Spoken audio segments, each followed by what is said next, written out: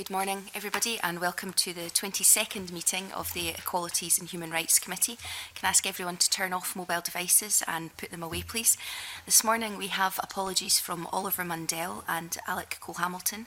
Can I welcome Jamie Green and Beatrice Wishart as substitutes this morning? We also have apologies from Angela Constance, who will be joining us a little later in the meeting. Can I invite Jamie Green and Beatrice Wishart as new substitutes to the committee to declare any relevant interests? Jamie. Thank you, Convener. Good morning, everyone. Good morning, and thank you for having me along. Just to declare my only interest relevant to the committee is I'm co-convener of the cross-party group on LGBTI issues, of which the Secretariat is in receipt of public funding. Okay, thank you. Beatrice. Good morning, and again, thank you for having me here. I have nothing to declare. Thank you. Could I welcome our first panel this morning? We have Paul Bradley, Open Government Project Coordinator, Scottish Council for Voluntary Organisations, Jude Turbine, Head of Engagement, Office of the Scottish Charity Regulator, and Anthony Clark, Audit Director, and Richard Robertson, Senior Manager from Audit Scotland. Good morning, everyone. You're all very welcome. Before we start with questioning, I'd like to welcome the views that we've had from all third sector and voluntary organisations that wrote to us. The work that they do across Scotland is essential, and we recognise the time pressures on everyone and appreciate the time they took to get in touch with us. Now, given the scope of our inquiry and the limited time available, I'm going to ask all witnesses today to limit their remarks to our remit, and I'll just give everyone a reminder of our remit on this inquiry. It was to explore public sector funding that delivers national equalities and human rights priorities, and the accountability of public bodies partnering with the third sector in achieving better outcomes. I will, if necessary, intervene to help us keep our focus this morning. And we have 1 hour allotted to the first panel. So that said, I'll start with the first question, which is whether third sector organisations should be delivering public services. Who would like to go first? Anthony. Thank you, Convener. It's really a matter of public policy, which we don't have a formal view on, but what we would say is it's very clear that there's a commitment from Scottish Government to use the third sector to promote improved outcomes, working productively, hopefully, with local authorities and others. So we have an interest in how well that works, but we don't have a formal view on the rights or wrongs of that, but we recognise it's an important bit of the context for today. Thank you. Jude. Yeah, I would just say, 24,000 charities, a lot of them working at the coalface of the issues that you'll be talking about, and they're very well placed to deliver the services that we want across Scotland. So I think they do have a role to play, and how that role is structured again is a different matter, but definitely they have a specific role to play. Okay. Paul? Yeah, absolutely. For me, I look at what makes the voluntary sector unique, and for me that's our values. They are voluntary organisations' kind of reason for being. They give our existence legitimacy, and I think it's really important that we are maintaining those values, not just within the voluntary sector, but also it's the role of government as well to enable and develop organisations in the voluntary sector to be able to drive forward the work that they take forward in communities. I think that there is a challenge though, in the sense that organisations in the voluntary sector are being asked to deliver more for less, and that's happened over the past 10 years. So I think absolutely they're vital players in local communities to deliver services, but there needs to be attention to the adequate resourcing of those organisations. Okay. Can I ask what impact you think, if any, the National Performance Framework has had on services delivered in the vulnerable groups that they're trying to help? Yeah, I can go first if you like.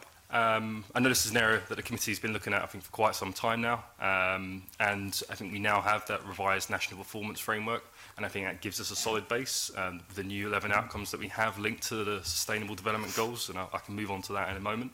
I think the issue is that there is just a general lack of awareness, understanding and deployment of the National Performance Framework. It looks nice, it's got the right words and the feeling in it, but what does that mean in terms of commission, in terms of services, in terms of organisations and local authorities? And if we look at much of third sector funding or voluntary sector funding comes from local government, they've also got their local outcome improvement plans. How do those link up to national outcomes? Although there is a recommendation for local authorities to ensure that they are looking at how their local outcomes link up to national outcomes, there is no specific duty to report on that. And I think that is a real issue. And there is obviously that tension between what wants to be achieved at a local level and those Scottish outcomes too. Jude. Maybe, yeah, to carry on from that, I think if you look at the nature of the sector and the way it's skewed towards small to medium-sized organisations, 50% of all charities have an income of less than £25,000, but some of them will be working in those areas that we're talking about. And I think, again, I would sort of echo what Paul's talking about a little bit. I think there's a level of awareness within part of the sector, but it wouldn't be across all of the sector. And I think there's certainly work to be done to look at how that work all links up overall. Again, most of it, you can see yourself in it, but it's how can charities actually operationalise what they're doing and see it within that national performance framework. Okay. I'd echo Jude's comments about the outcome approach being more well developed in some sectors than others, and there's still more work to do to get it embedded in the planning and performance management arrangements across different parts of government. I think my colleague Richard might want to say a bit more on this. Okay. I think to a degree this goes to some of the heart of the difficulties of aligning services towards outcomes. So at the national level, obviously, there's the equality statement that goes with the budget, and we know that in May the Scottish Government produced the wellbeing report, which kind of set out what was being done and what the baseline position was.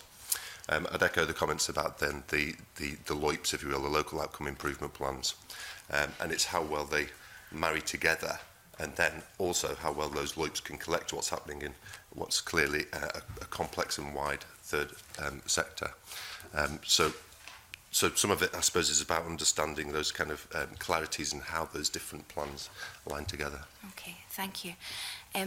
On our visits as part of the inquiry, the committee heard about the gap between the sort of national human rights and equalities priorities and aspirations, if you like, and the ability on the ground to deliver those. Would the panel have reflections on that gap at all? Yeah, so I can go first again. I think there is an issue in terms of in Scotland we have the world leading legislation, we have fantastic frameworks and programmes and policies, but all that requires resourcing to be actually delivered, and also equity, a part of voluntary sector organisations not just being around the table but actually having a meaningful say in designing and developing solutions for communities. I guess there's a couple of issues. I think one is the resource issue, as I mentioned, and that leading to that lack of coherence between policy and development and delivery implementation. I think a really good example of that would be the National Action Plan on Human Rights that was launched in 2013. There was no dedicated resource or budget for that. Voluntary organisations, which you'll hear from later on, did contribute to that and did provide some funding to take forward some initiatives. But that was such a good document, such a good plan. There was no adequate resource to take forward, and how that would work. And there's other examples around housing legislation as well, and the impact that while we have world-leading homelessness legislation, there's still numbers of people, over 3,000 last year, reporting for temporary accommodation and being declined. So there's a huge gap in terms of what we see in legislation and what we actually see in reality. Thank you. And perhaps what I would add to that is the stretched nature of the sector at the moment in terms of what we get through. We do surveys every 2 years with charities and the public, and through the charity surveys, one of the main issues is financing and sustainability, and some of the models of funding particularly lead to quite a level of fragility across organisations, and I think you've got that in some of your submissions about it being, some of it being yearly based, some of it being a little bit reticent to fund core funding appropriately. It's not very sexy and exciting, but it's such an important part of what needs to happen if people are actually to have the resources to actually do the work. So I think that's actually pretty important when we're thinking about this kind of thing. We can all buy it, as I say, the overall framework is great, but our charities who are getting the money to do this, are the actual resource, not just in terms of the project, but do they have the sustainability and the core funding to be able to do that? Thank you. Echo some points that Jude has just made, if that's okay. Of course.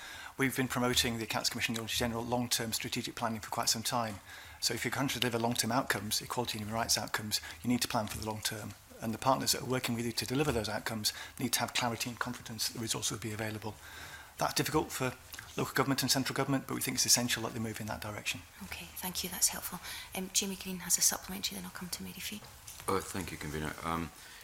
Can I ask the panel if they have any views on whether they notice a tangible difference between charities that are in receipt of public money versus those that privately fundraise in terms of how they operate or their success accordingly? You want me to start with that one?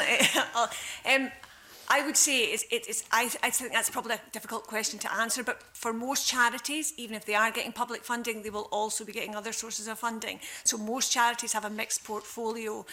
For some charities who are very, heavily public funded, over a long period of time, they're usually larger, more professional organisations who've developed ways of dealing with that. So that might have an impact on outcomes. But I think generally what we see is a mixed portfolio of funding across most of the sector. But Paul's maybe got some...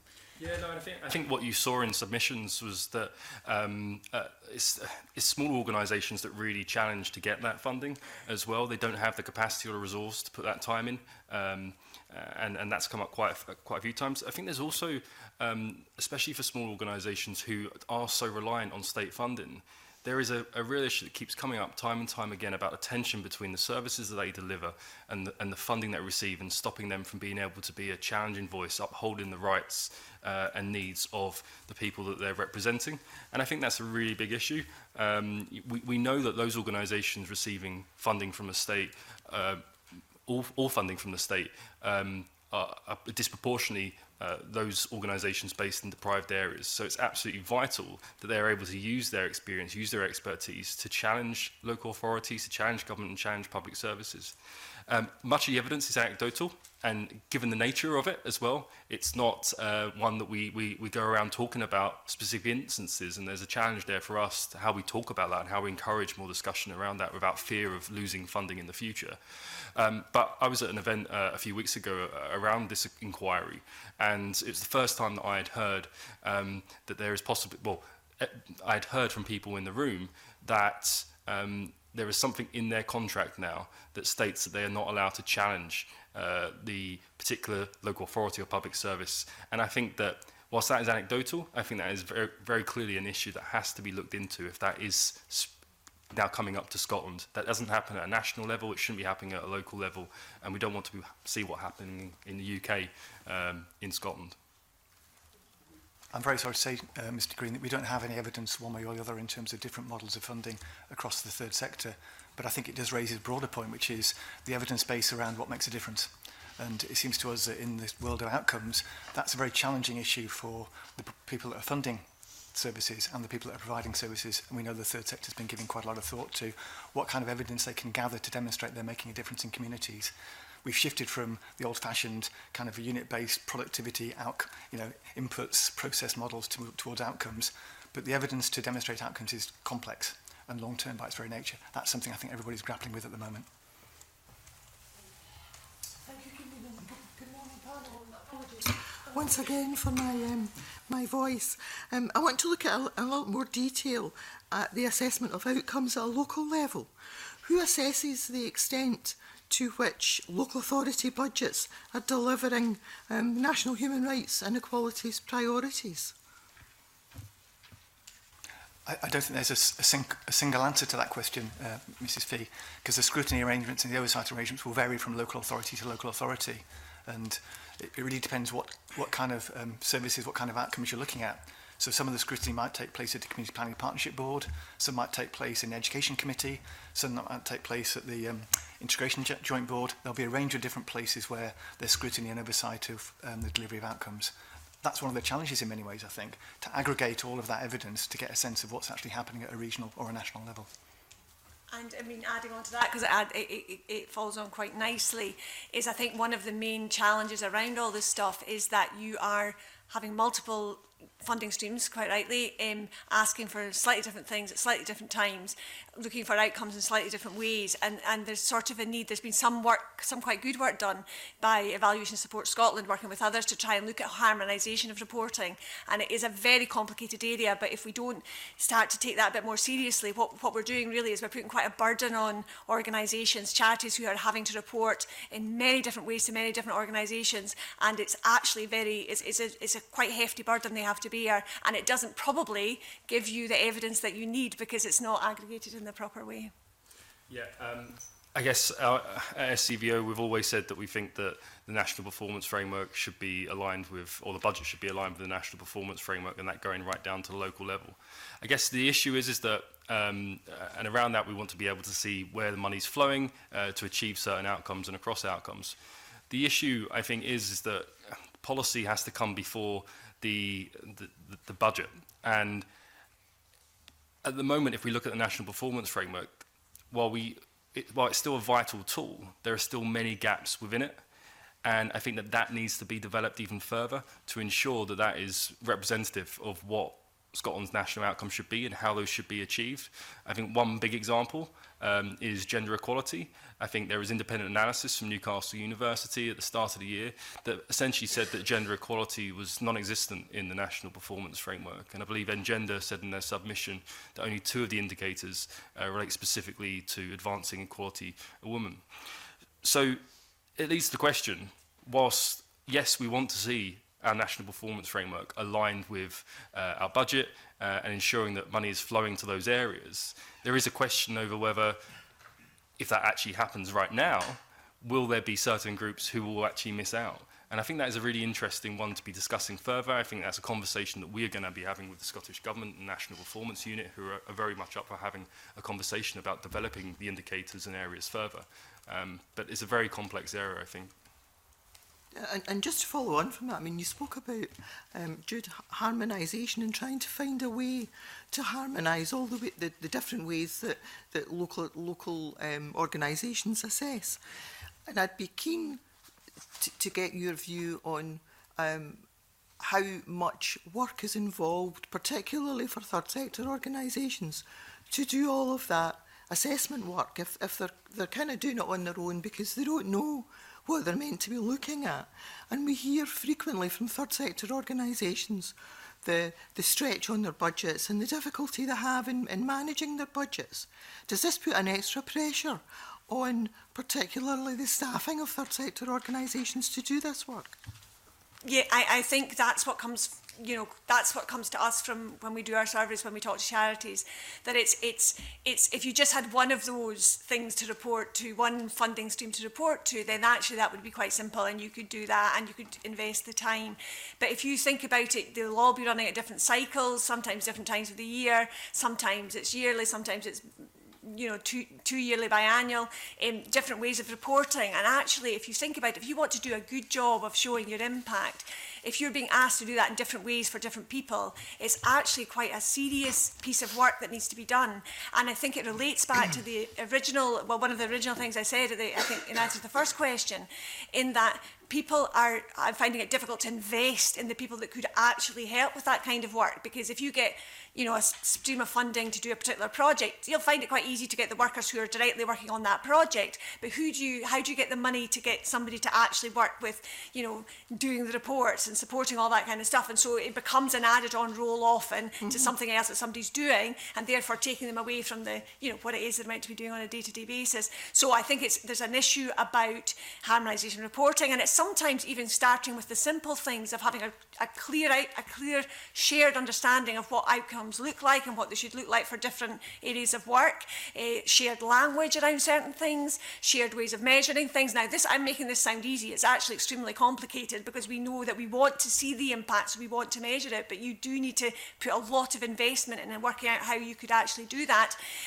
So that work's very important, but also is the work of recognising that those core functions that need to support that work, which don't look so sexy and don't look so, they're not so on the, they're not down the mine doing the work. They're kind of, they're kind of supporting the work. That work needs to be funded as well. Okay, that's very helpful.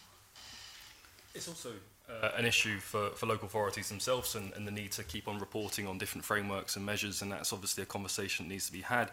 In terms of the voluntary sector, much of our funding does come from local authorities, and because of essentially real terms cuts in local authority budgets, we are seeing an impact on the quality and affordability of the services that we deliver. And I think that the most important thing I kind of wanted to get across today was what makes the sector unique. It's the values that we have. It's the lens through which we see the Scottish society we want to live in. But if we keep chipping away at our values, we will either lead to contracts being turned back to local authorities, which we have seen because we don't have the organisations don't have the right resource to deliver the contracts that they have, or provide their staff with the right working environment and well-being to be able to, in terms of their terms and conditions. But also, there's a risk of erosion of the voluntary sector's values, which I think is a crucial part of Scotland's ability to be able to achieve its national outcomes. And as you say, I think there are some our State of the Sector report that came out early in this year, I think had some pretty eye-opening statistics. And again, that one around delivering 83% of our members think that delivering quality, affordable services will be a challenge in the next year. And I think that is a really dangerous area for us to be in. Could I briefly respond, Convener, to some points that Jude made a moment ago? I think it's very clear and well understood that there must be an opportunity to try and declutter the reporting and accountability landscape for the third sector. You know, they have multiple accountabilities and the public sector landscape is increasingly complex with CPPs, IJBs, regional improvement boards and so on and so forth. Inevitably that creates a burden on the third sector for the reporting, which some might argue is a distraction from doing the core job of delivering the services and improving outcomes. So there's a challenge there that's well understood. As Jude said, if that was easy, we probably would have done it by now.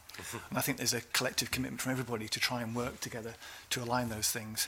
Whilst I agree with much of what Paul said, I think there's also an important local authority dimension to this, which is the National Performance Framework is a Scottish Government framework. Local government is supportive of it, they're aligning their activity towards it, but there needs to be discretion for local authorities to respond to the specific needs of their communities. So there's almost an inherent tension there that we need to recognise. That's very helpful.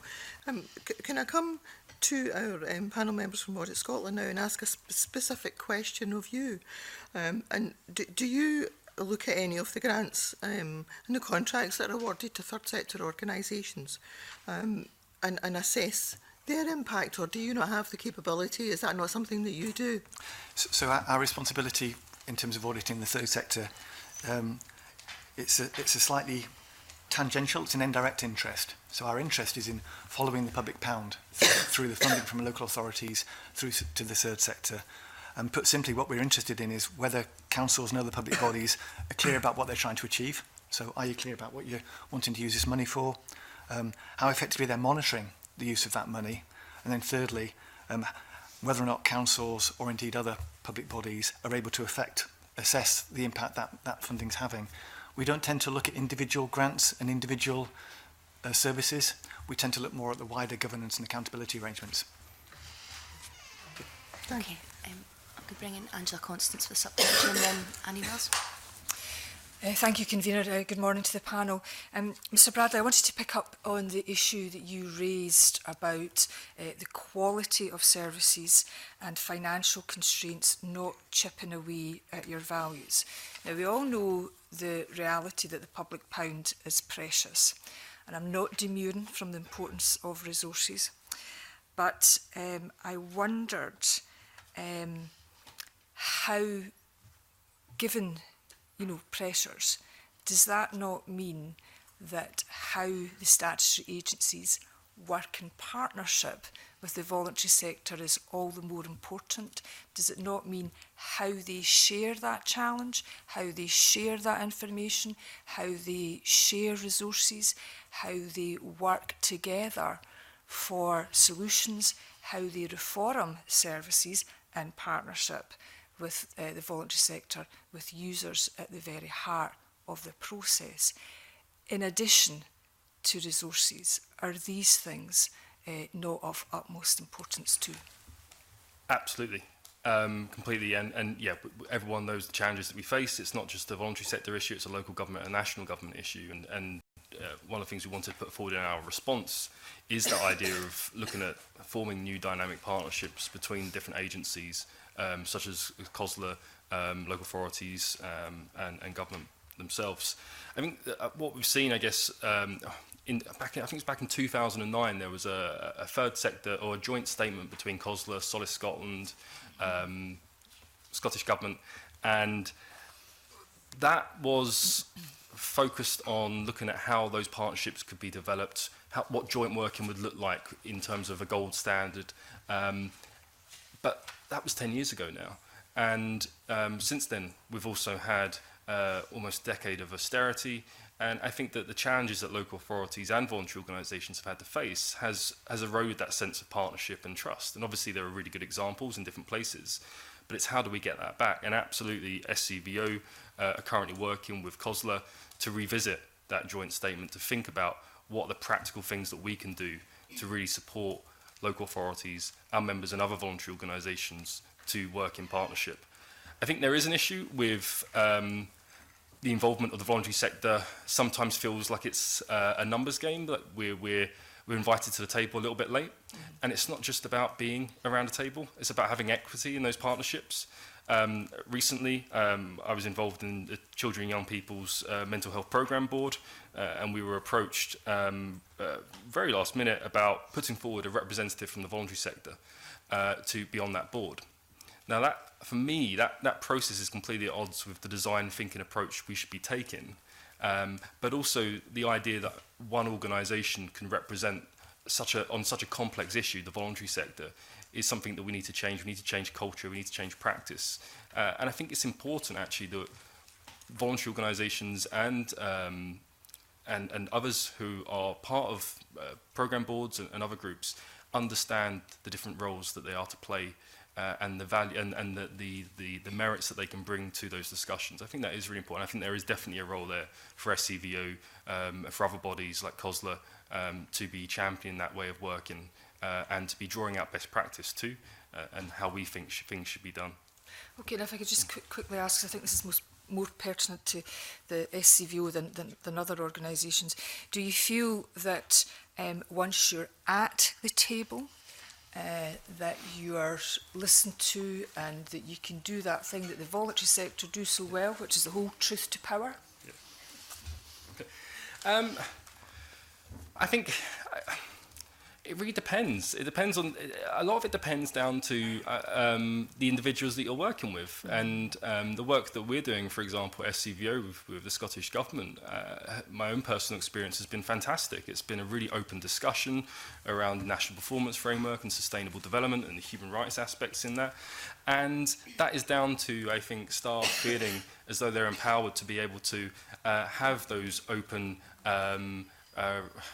responsible relationships, and that comes from a senior level. That comes from, say, a director level, where staff feel empowered to be able to collaborate more and take maybe more educated risks in and go against not go against, but do things slightly differently to what they maybe would do in previous work. So it really depends on the relationships between organisations, the individuals who are part of those relationships. And obviously I'm not at every single meeting in the voluntary sector, so that's difficult for me to comment on. I mean, just quickly, but do you think at a local level that voluntary organisations feel a bit disempowered in terms of, open, frank conversations with their partners at local government or health? I would, again, depends on the organisations, and I think it will depend on the types of funding that they are receiving as well, and that's always been a tension, as brought up earlier on. There's always been a tension that if you are receiving funding from a specific body, then you are going to feel in a position where you cannot necessarily challenge what is happening, because your whole survival is reliant on those relationships, and I'm sure you'll hear from later on from the second panel examples of where a challenge has been made towards certain services, certain local authorities or certain public bodies, and when it's come to renewal of contracts, they have been declined. And again, there's lots of anecdotal evidence around that. Have you felt that at a national level at all in terms of the government? Or you reflecting on experiences locally? I'm reflecting on experiences locally in terms of what we get through in our State of the Sector report. In terms of our own relationship with the Scottish Government, SCVOs is very strong. And I would like to think that we probably embody, like many other national organisations, that kind of good, positive relationship is about being a critical friend. That yes, we get funding from the Scottish Government, but we were able to have a voice in terms of working collaboratively and together. And I think our preference is always to work collaboratively and discuss what the challenges are and the issues, rather than be submitting consultation responses and briefings that are us saying the same thing time and again because we haven't got that seat at the table. And one example will be recently Scottish Government setting up their financial transparency working group. And I was saying there that it's really important that we talk about things like human rights-based budgeting. We understand the challenges. There's so much learning to be done around that. SCVO is still learning. Scottish Human Rights Commission are a great example of work in that area. But the voluntary sector needs to understand what those challenges are, what the difficulties are in terms of what civil servants are seeing, what government is seeing, to be able to have adult conversations and solutions. Yeah, and there's absolutely nothing in your grant-aided letter, your grant offer letter, that means that you have to support government policy. And no, absolutely. And can I build on that, because we've is that okay? We've recently heard from other people that have other organisations that have submitted to this inquiry evidence, and there were concerns that had come through in some evidence that was provided that the Scottish Government had provided restrictions, and that is not the case. And particularly Engender wanted me to say that the Scottish Government, unlike the UK Government, doesn't place any limits on advocacy of policy organisations as a condition of funding, and I think that's a really important point. Okay, thank you. Who else? Thank you. Good morning. Given what we've sort of what's been said today and in the submissions as well, and from my own conversations with the third sector organisations, would the panel agree with Age Scotland and HSCAS that the third sector is increasingly there just to plug the gap caused by reduced local government funding? It's not language we would use in Audit Scotland. What we would say, I think, is in the context of the challenges facing Scotland and the things we're trying to address around inequality, prevention and so on and so forth, and the unique role that the third sector can play, there's clearly an important contribution they can make.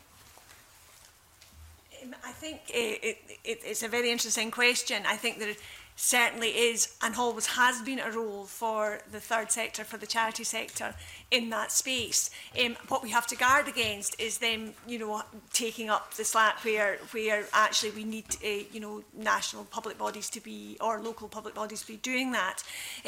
My sense is that we are all at the moment in a particular place where there's challenges all round, and that's bound to lead to certain tensions, is bound to lead to certain pressures being put on. And I think perhaps one of the things that we could very usefully say in this committee is that, I think local organisations are feeling the pressure, not necessarily because that's what government are wanting or local authorities are wanting or other, whatever public body it is, but they are feeling the pressure because stuff is stopping happening, so they are stepping up as they always have done and always will do, and that is great because that's what you want a third sector, charity sector to be doing. But you've got to make sure that therefore you're not, they're not being broken by that process. I think that's the important balance. But that sense in the pressure is felt across the public sector as well. Yeah. This is not an issue that's unique to the third sector. For me, I think obviously this inquiry is very much focused on the beneficiaries of our services and advocacy, but also staff who work in organisations. We have I think the voluntary sector has over 100,000 paid staff providing good work, not to mention all the volunteer opportunities as well that are important for well-being. And they have rights too, and I think, and needs and well-being. And I think some of that frustration is probably coming up through the fact that voluntary organisations are taking on more roles with communities with complex needs, now undertaking the role of maybe what used to be with public sector. But they will probably look at public sector colleagues and think, well, hang on a minute, look at my terms and conditions, look at the environment that I'm working in. I'm asked to do more for less, but I'm on a short-term contract, could even be a supply worker. That has an impact on staff morale and well-being, and it's definitely something that comes through. And there'll be certain sectors, within certain areas within the voluntary sector, where confidence is extremely low because of that type of feeling, and that feeling of not having that time and that resource to be able to work effectively. I'm going to come in on it later, but seeing you've mentioned it, Paul, Fair Work was something that I think stood out to a lot of us, or those of us that were at the session, and maybe we hadn't considered before that, you know, we have these organisations who are helping folk realise their human rights, and a lot of the times the workers are on short-term contracts. There's we had one organisation say that they could only really ever employ, you know, a younger person who was just out of university for that 6 months experience or whatever. What can we do to improve working conditions for workers within the third and voluntary sector? I think you've kind of hit the nail on the head there in terms of going out and speaking to those organisations and perhaps that with Glasgow Council for Voluntary Sector, Yeah. And listening to the challenges they face. I think that, you know, there's it's not just paid staff within the sector. There's more than 3/4 of our voluntary sector organisations rely on no paid staff and rely solely on volunteers. And they are the lifeblood of the sector, but it's also there are vital roles for their own individual well-being at certain points in their lives, whether it's development or whether it's you know, something they've chosen to do at a certain time. So it is a major, I think, economic partner and hugely important. It's something that we struggle really to get government and others to understand or to speak much about. And I think maybe there's a role for us to play more there in raising that to attention. I think there's a lot of evidence, probably from, especially, and you'll probably hear later on, in terms of social care as well, and issues around living wage, and obviously the Scottish Government ensuring that those working in social care services that are in the voluntary sector, from public sector, do receive the living wage, but there are still challenges around that being received, and you will hear about that later. I guess for me, the challenge is, and back to the point I made earlier on about the values of the sector, if we are paying people, well, if we have people on 0 hours contracts, and we are, our organisations are calling for living wage, but yet they are also not paying the living wage, then that is the erosion of values which I'm talking about. Yeah. But also, it raises questions also about other issues around trust in charity and whether or not we are legitimate in what our views are. Yeah. So. I think the other point that was made in Glasgow was that, of course, volunteers aren't free. You have to train them and invest in them, and yeah. I was just going to slightly add to that. Obviously, that was very eloquent. So, but what I would say is it sort of goes back a little. Sometimes it's about the level of resources, but sometimes it is about being able to invest by the longitude of the resources. So, if you have a bit more certainty about how long you're going to have the money, you can bring a young person, you can train them up, they can stay for 3 years. You know, that's a very different way of working than bringing in somebody on a short-term contract. So, there's quite a lot about that. And just to say, you know, I think the volunteers are the lifeblood, and you're right. You have to invest in that. Trustees who are running charities are pretty much all voluntary, so we have to also look at how we support them, and that's very much part of, you know, how our enabling role as a regulator. But I think it's about money, it's about resources, but it's actually also about the way the resources are offered, I think, which could have a big impact. That's helpful. I agree with everything Judah's just said, but it seems to me this is partly about having a mature relationship with the people with whom you're working. So having that shared vision about what you're trying to achieve together, committing to long-term funding, and recognising that development and support for the service has to be part of that deal. Okay, thank you. Annie. Sorry. Convener. Thanks very much for that. HSCES argues that tighter local authority budgets result in poorer experiences for service users. More restrictive eligibility criteria, increased charges, and growing infringements on their human rights. What would does the panel agree with that? I think, in general, yes. What happen if there are cuts at a local level and shrinking budgets? Then that's going to have a knock-on effect on the services that we deliver. As we've mentioned earlier on, this is not just an issue for the voluntary sector, but government and local government too. You know, there is an issue, I think, in terms of the type of funding that's provided. So, 91% in our state of sector report said that they find it is a challenge to plan for the future. And if we're wanting to move towards this more outcome-focused approach with patient working, person-centred, beneficiary-led, then we need to move away from simply relying on short-term project funding. Now, that can be really crucial and critical to specific groups, but when we're thinking about the impact of the majority of Scotland and majority of specific groups in Scotland, then we need to look at what type of funding is available and not limit that. Because otherwise you're going to find yourself in a place which we are finding ourselves in, where organisations are having to, and we heard this earlier on, organisations are having to try and find capacity to be able to chase short-term funding at the detriment of what they're here to actually do, which is deliver vital services and support and advocacy. So absolutely, what happens at a local government level has an impact on the voluntary sector. Ask, while we're talking about funding there, to your minds, how long would be long enough to deliver those things, to improve working conditions, to do all these types of things? I'll do a general start, and then I guess everybody will have their opinions. That's actually quite a tricky question to answer, because it would be, because even on a 3-year budget cycle, you only really have about 12 to 15 months where you're not, coming out of that cycle or coming into that cycle. So that's actually not very long, but that would still make a massive difference, because at least you can budget over the 3 years. There are models that thinking out there, and this is just something to be thinking about, that you've tried to develop a 5 to 10 year working model, that you have different times of revisiting that and different ways of revisiting that. And I know that's very ambitious, and it's quite a tricky thing to work towards, but the idea being the longer the better. But you have to have points where you can challenge that, because if you're working with tricky intersectional needs where people maybe have all sorts of difficulties, actually looking for outcomes, if you have short-term funding, it's not just about not having the staff and not doing the right stuff, it's also about the fact that you'll tend to look for impacts that you can measure quickly, because then you can show you're doing something right, and that takes us away from looking at these longer term outcomes. So yes, I mean, I know the Scottish Government's not going to suddenly be able to fund for 10 years at a time, but looking for modalities that can be longer and longer and finding different ways of intersecting them is probably the way we would want to move. So I guess, the committee's interested in hearing the ideal. I mean, we all live in the real world, and we understand that the Scottish Government doesn't get 10 years funding. So, Exactly. but it's important to hear what would work and what would help. Does anyone else have? Yeah, I think that's true. And we have to be realistic about the current environment we're in. And yeah, Scottish Government don't get 10-year funding, don't get 5-year funding. But we do also need to think about what the ideal is and what would really be of most benefit to the sector and the government itself as well.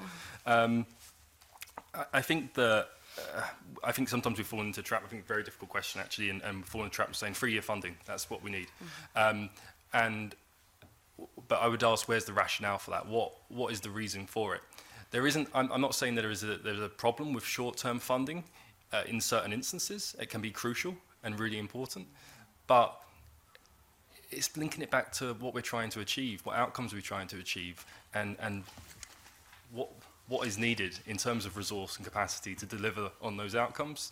And that will vary depending on the types of groups you're working with, and different locations and all sorts. So there's probably a more work to be done around that, and probably looking at our organisation as well, and we are speaking with our members about types of funding that would most suit them. But yeah, challenging question. Okay. I agree with much of what's been said. I think the other point to raise here, though, is it's also about strategic commissioning, not necessarily just the funding. So it's about working in the long term with the third sector, so they understand what you're trying to achieve for the long term. So irrespective of the length of funding, they're in a good place to make a bid to work with you to develop the right types of services, because obviously long-term funding is good for delivering long-term outcomes, but you also need to balance flexibility. Things change. And you don't want to tie yourself into a contract that you subsequently find actually isn't really relevant for your needs anymore. So there's quite a lot of complexity in this around both the commissioning and also the nature of the funding and contracting. Okay, thank you. May That's helpful. I add to that? I think some of it is actually also about going back to that measurement and how difficult it can be to measure things. With outcomes-based budgeting, you're looking to get an idea of what the impact of a change in spending level is going to be. That will rely on what information you have underneath that determines how well or less well different types of spending are working. Now, I think it is it can be difficult at different levels from what's been said to get the kind of reporting at every level geared towards how does this relate to every outcome. When we're talking about collaboration or collating that information, it's about being really clear about what's an acceptable level of information to show an impact. Yeah. So it's about not just the intention of the spend, but then how are you going to monitor that back to see what the impact of a change in spending level might be between years. that the committee's previously had evidence sessions on outcome-based budgeting, and it is one of these things that sounds wonderful, but I don't think we managed to find anyone who's cracked it yet, so more work to be done there maybe. Jamie Green. Thank you. I think some of what I was going to speak about has already been covered in terms of budget cycles, but on another committee I'm in, we've just finished a piece of work into funding for the arts, and the two main themes that come out of that, for me anyway, were first around the one-year budget cycles made it impossible for them to make long-term plans for their organisations, and secondly, the access to the funds was proving to be quite difficult due to the complexity of the applications and the fact that that geared and favoured medium and larger organisations who had structures in place and experience of bidding for funds. So I wonder if you had any comments on or recommendations for how government should in future both make available funds on a more long-term basis, but also make those processes easier and those funds easier to access. It's a very interesting question, and it seems to me to strike to some of the commitments the government and others made around participatory budgeting. It's about trying to devolve budgets down to local levels so they can have discretionary choice. I mean, that may be one way of, if you like, breaking that logjam between what's sometimes seen as slightly monolithic approaches to commissioning services. Just one thought. I suppose in terms of, you're right about that issue of large, medium to large charities, and usually large charities being the very best at accessing funding, because that's probably why they're large and they've got the staff and they've got the experience. If you want to start working with smaller organisations, you do have to really build a different model of partnership almost, a different way of working with them to actually allow them to get to that stage that they can, and you actually have to develop a way of working that isn't asking for very big complicated proposals in the first instance, and finding different ways of developing that, which is quite tricky, I think, for government to do. But I think there are ways of doing it, because it is a slightly different way of working with organisations, I think. But participatory budgeting is also something that's quite interesting. Yeah, I think in terms of our own work at SCVO, I think we sometimes fall into the trap of engaging with the large organisations because they have the teams there to engage with and work in those roles. I wouldn't want to put larger organisations versus smaller organisations. I think it's about who's right to deliver that specific service. And I think the issue is that maybe smaller organisations, as we've heard, do not have the capacity. And also sometimes it's about having the skill and knowledge to be able to complete an application form. And I noticed from the GCVS submission, it said, try applying to your own application forms yourselves, because it is a challenge. And I know we've not really mentioned much today, but I think whatever happens with the UK exit in the EU, if we do have a replacement fund for that, then that, I think, is an opportunity to be able to look at, for example, what is quite a difficult, untransparent, inaccessible application process at the moment, which makes it hard for organisations to apply for funding. And that'll be the case across many other funds that are very different and that organisations have to apply to.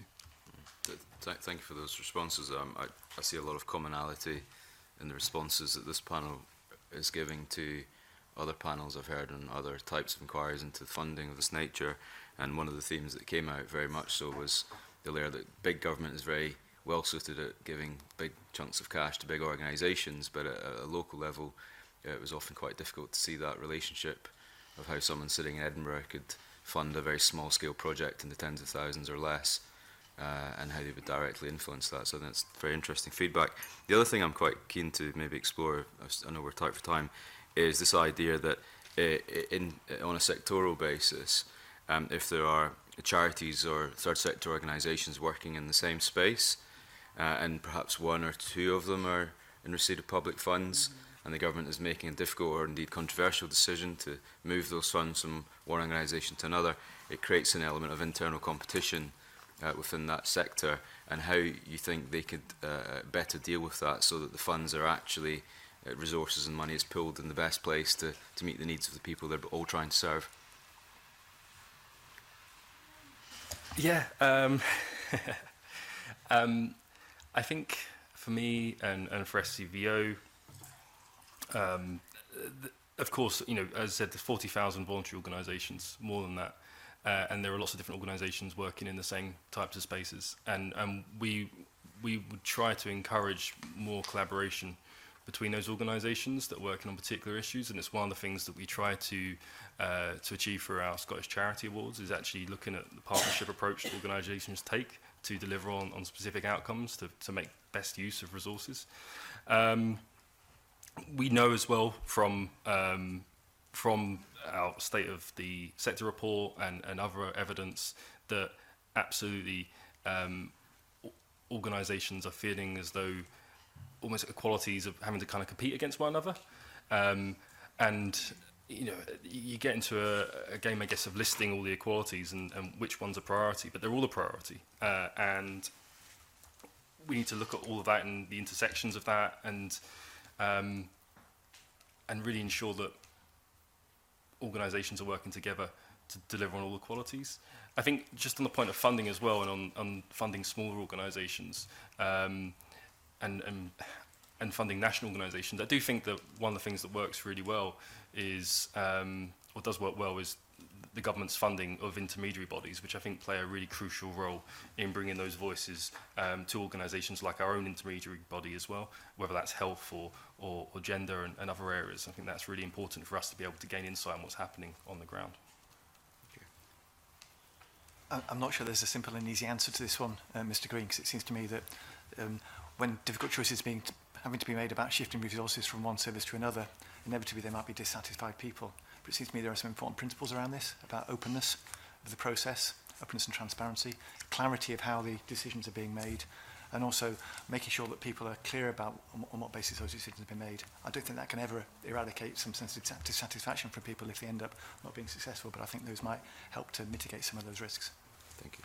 And maybe just to finish up, I think there's, I think that I agree with my colleagues on all of that really, but there's probably one of a very important factor is understanding that bit of the environment that you actually are funding. So what's your level of understanding? The Scottish Government have been very good at user research in other parts of their work. So actually really understanding what's going on the ground, whether that's yourselves or through intermediate bodies or however you do that, so that you're kind of understanding the possible conflicts, the possible tensions. It might not change your funding decisions, but it might make you do things in a slightly different way. So just understanding that local context is very valuable, I think.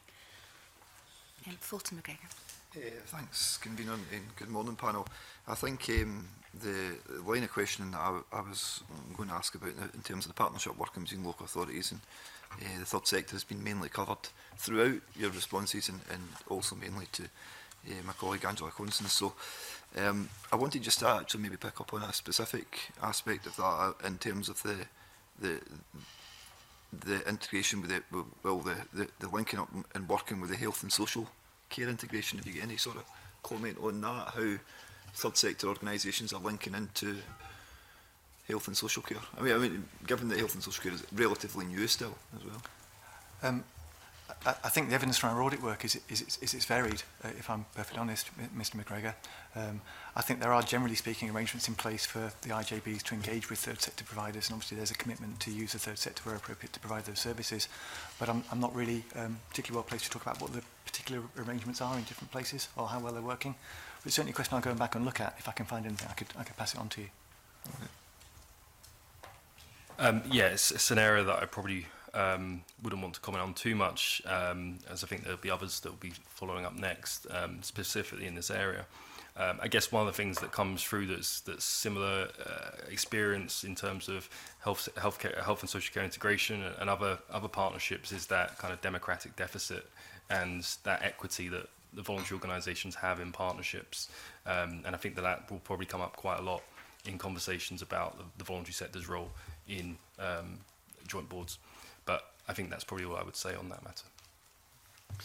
I think that as MSPs, I certainly speak for myself, since being elected, been contacted by many third sector organisations who are struggling in the landscape and are looking for a bit of support. But one that seems to be recurring in my own area is drug and alcohol services, and they've had to end up going under, for want of a better term, and they've raised this concern about dealing with the integration joint board and where they fit into that. Is that something that you've came across specifically in relation to these type of services? We haven't looked at that specific point, Mr McGregor, but we did produce a briefing paper earlier this year looking at the current performance of drug and alcohol services in Scotland, and it highlighted the real challenges around the deteriorating performance and the challenges in improving outcomes. Now, obviously, IJBs have an important part to play in leading and responding to those challenges. So there is clearly an issue there that needs a bit more further thought. Okay. Beatrice, do you wish to? Yeah, morning panel. The many written submissions were in favour of more public participation in the budget process. So does the panel have any practical suggestions as to how to allow the third sector and public to have a more meaningful say in the budget process? You've already you spoke a bit about participatory budgeting. Yeah. I don't know if you want to expand on that, or. I mean, we do work quite often on community empowerment. It's a very important policy area for us in Audit Scotland, as it is for the Scottish Government. And we certainly looked at some quite interesting examples of local authorities and their partners involving communities in decision-making about what needs to happen to improve their area. You know, having day sessions, working with community groups, the third sector are quite often involved in those discussions as well.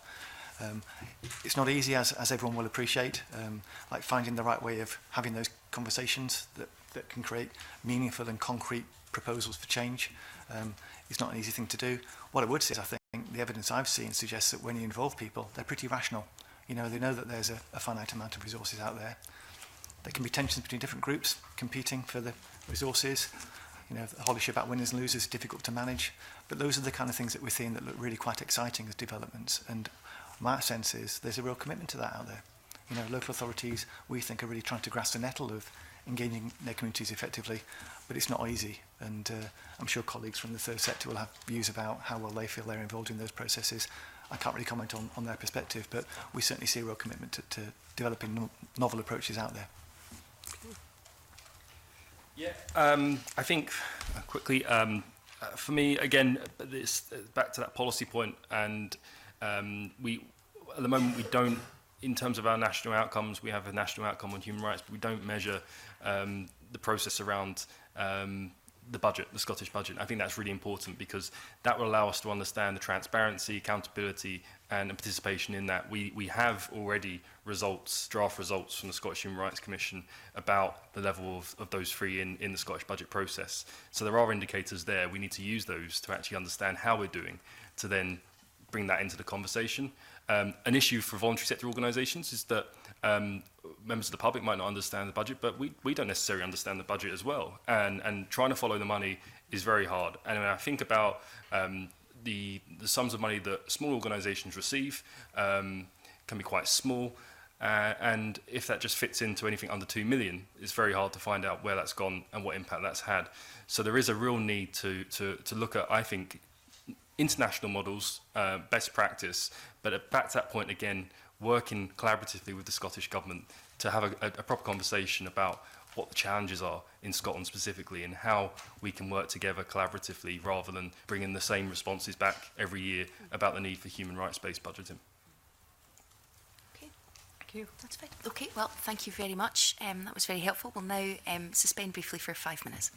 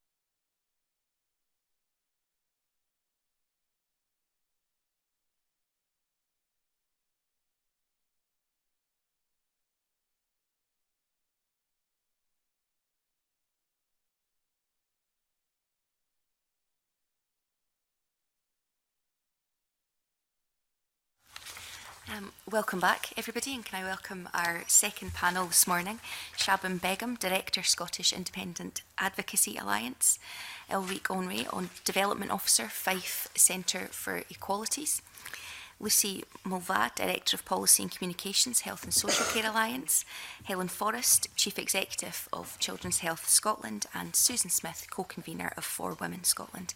You're all very welcome this morning. Before the first panel, I mentioned how much we welcomed the views of the third sector and voluntary organisations that wrote to us and appreciated the work that is done. Just another reminder about, given the scope of the inquiry, that we're going to limit remarks to the remit, and I'm just going to give everyone a reminder of that again, which is to explore public sector funding that delivers national equalities and human rights priorities and the accountability of public bodies partnering with the third sector to achieving better outcomes. If necessary, I'll intervene, but I'm sure I won't have to. We'll all be very focused in our questioning and answers this morning. Can I start by asking a question that I asked the first panel as well, which is whether the third sector should be delivering public services on behalf of the state? Who'd like to go first? Shabam? Shall I go first? Yes, please. Well, our members, the members of the Scottish Independent Advocacy Alliance, our members don't deliver public services, Okay. so I'm not really in a position to make a comment about that. Our members are there to kind of hold people to account, hold decision makers to account, statutory bodies in a collective way and individually. So I don't feel able to make a comment. I should say as well that not everybody has to answer every question. If you, Susan. I would say there's a difficulty when a group is representing one set of interests. If they're doing something on behalf, really on delivering a service or undertaking a project that should be undertaken by government, that because they're concentrated on one specific area, it might have impacts on other sectors or on other protected characteristics. And certainly from the point of view of women, we've seen recent policy that has affected women, but their needs weren't considered, and because the people undertaking it weren't actually looking for that. Okay. So if they're going to do it, then maybe they should be subject to the same restrictions as a government organisation would be. Okay, thank you. Helen? You don't need to press the button, it'll come on like magic. Yeah, Children's Health Scotland, we work in partnership with the Scottish Government and others, and we do believe that we provide a valuable service to complement those that are delivered by local government and health boards. So yes. Okay, thank you. I'm just moving my way round the table there. This is the order, For those members of the committee who don't know the Health and Social Care Alliance, we're a third sector intermediary for a very wide range of health and social care organisations, many of whom are providing services, and by that I kind of mean like direct frontline services, and you know, I would of course therefore say that of course we should be doing that. I mean, I think also the reason why the third sector is doing that is because they're very well placed, and they're the best placed organisations to do that. They're very often by and of the communities within which they work. They're very often formed from the communities within which they work, geographic communities or otherwise. And I think, as one of the speakers in the previous panel had mentioned, Paul, it's very much, it's about a values-based delivery as well of service. So I really think there's an invaluable, it's an invaluable resource, really, the third and voluntary sector, who are often doing it on little more than air. Mm-hmm. Hi.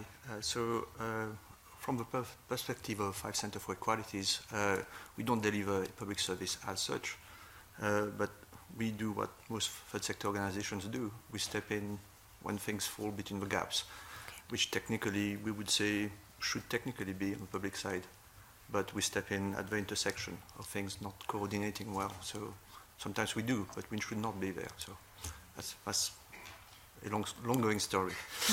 Okay. And can I ask those of you who do deliver service to the public for your reflections on demand over the last decade, and sort of what you think those reasons are, and just say a bit about that for me. Helen.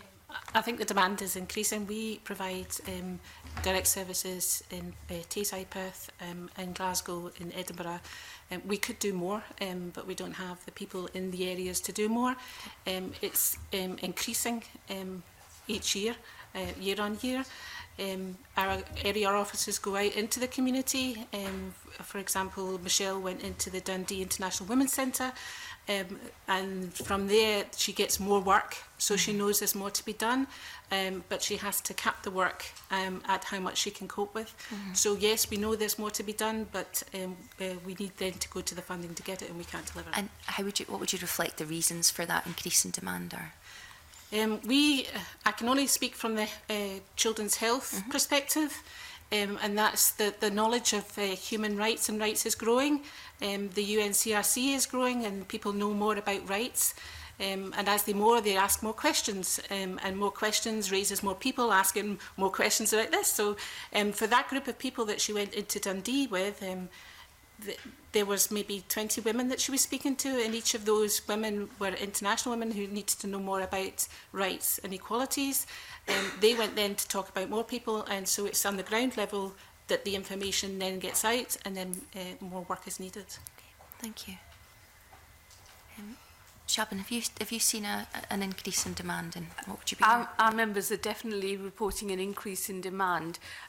So lots of people come to independent advocacy organisations because they haven't been able to access the services that they have a right to. So obviously I'm really, really pleased that other members of the panel are reporting that there's a heightened awareness around rights. Our concern is that people don't find out about their rights until they're in a crisis situation, until they get to that point where things go wrong, and then I think that there's a lot of assumptions that people are entitled to all sorts of services that they're not necessarily entitled to, or whether there's a situation where the threshold to access those services is quite high, and that's reflected also in terms of access to independent advocacy. So the Mental Health Act in 2003 was the first piece of legislation that gave people an automatic right to access independent advocacy. So we've got a piece of legislation that's recognised across the world as being really, really important, and that access to independent advocacy is unique in the UK. Because in other bits of the UK, people only can access advocacy when they're in a difficult situation, when they're facing detention in hospital. But the Mental Health Act in Scotland talks about anybody who has a mental health issue being able to access advocacy. And I think when that piece of legislation was written, there was a thinking around the role of advocacy having a preventative role in people's lives, so preventing situations from escalating, preventing, for example, people having to be admitted into hospital because they've been able to access the services in the community that they need. And what's actually happened is that advocacy increasingly is becoming a firefighting service and an emergency service, so people only find out about advocacy when they're seriously unwell, when they're in danger of losing their tenancy, they're in danger of losing their home, their children, etc. And so we can't do the preventative work that we're supposed to be doing because they're too busy fighting for people to hold on to their liberty, for example. Okay, thank you, that's helpful. Anybody else who's delivering? Yeah, I suppose I would raise the issue of something like self-directed support and social care in this particular instance. So we've got really in many ways a fantastic piece of legislation that embeds human rights to choice and control, for example, that affords people who require social care support the opportunity to be provided with 4 options by local authorities as to how they want that package, to use the sort of slightly older terminology of support. So, that creates expectation that you will then be able to afford yourself, go along, request that support and be in turn given the support that you need because you're being told in the legislation that you have a right to it, which, obviously is all that's doing is that bringing into national legislation your international human right to health, well-being and so on. But what happens then is that increasingly we're finding is that people are going along and asking that and not actually being able to access it because of shrinking resource and shrinking funding at the local level. And so we see this is a really clear example of where there's that growing implementation gap, where on the one hand in Scotland we have some very world-leading policy and legislation around rights and equalities, but the reality for people and communities on the ground is very, very different. And that's what creates discord and distrust. Okay. I know Jamie Green will come and explore that a little bit more, that gap, I suppose, to bring you back to kind of demand on your services and things like that. Anybody... I chip in on this. This is totally in support to what Shaben also mentioned, that actually you do have these structures in place, might it be through law centres, to actually provide representation, but for people that technically do not have the resources to actually access them. But we know that legal aid actually is, the grants are actually going down, the applications and the grants are going down, they've been going down since 2009. So you have people that are outside you would say, where they can capture and exercise their rights. We have actually people that are slightly outside of it. What happens is that you've got a lot of people that cannot actually prepare a case in a preventative way, in a way that is in the case that it has to become a court case, an actual employment case, employment tribunal. Doesn't matter what form it takes. The problem is that we do not have support for casework at that stage, before it becomes a big problem, before it has to involve lawyers and defense. So you have a bulk of people that just give up. They just sit outside. They don't have the support by the third sector for individual casework. The law centres can't take on board their issues. You have, on the other side of it, you have limited access through, let's say, interpreting services or interpretation to actual individual services itself. So you have a bulk of people that can't actually get to actually exercise their rights just because they're slightly outside of that bubble. Okay, thank you. Annie Wells. Thank you, Convener. Good morning, panel. Listening to you there, hearing that there is an increase in demand for your services doesn't come as anything new from everybody that I've spoken to in and day out. But what I would like to ask is whether you've seen a reduction in the funding available to you over the last 10 years and what impact the funding changes have had to the service that you can provide. From the Children's Health Scotland point of view, we're funded through the CYPF fund mostly. And yes, it's an onerous form to fill in, and you have to jump through hoops. And actually, it's a 3-year funding, which was rolled on to 4 years, which made a breathing space for us to then be able to apply for the new funding that's coming out for families and communities. So getting a pot of money is critical to then for our services to move forward. And at the minute, we're in that stage of, are we going to get the funding again? And if not, do we have to then roll out redundancy notices? So that's a real issue for third sector organisations to grow year on year. So at the moment, we're still looking to then keep our services as is. That's the first and foremost. And then can we grow them? And if so, where's our mentor somewhere that says, we will help you do this because we know the service that you are doing is valuable? They kind of don't exist. So you're then looking for that pot of money to say, well, can we do this in Aberdeen? Can we do this in Inverness? Can we make ourselves national? It's a real problem to then look for those pots of money and then be able to afford the time to apply for it, to grow the service year on year. We have been growing year on year for Children's Health Scotland. We've been getting bigger and better with small steps. We're not a huge organisation to provide a valuable service on the ground, but to also lobby and make a voice for the children and young people regarding their health rights. We've also expanded with funding into hard-to-reach areas and hard-to-reach groups, which has proved valuable for them, and also to give them a voice.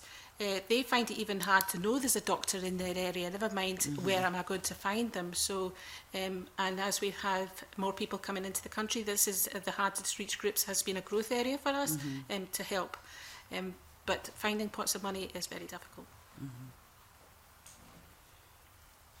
Anyone else want to add anything to that? Again, this is not personally us as the organisation, it's the organisations we work with. As an organisation, we're not community advocates ourselves. We're there to enable services to engage with specifically and directly with individuals from equality groups. So our experience is the very small, low-level local groups that specifically work with specific groups, would say Syrian refugees, Arabic Society, the Deaf Club. They can't access the funds for a range of reasons. You would say, okay, let's take the Deaf Club for instance.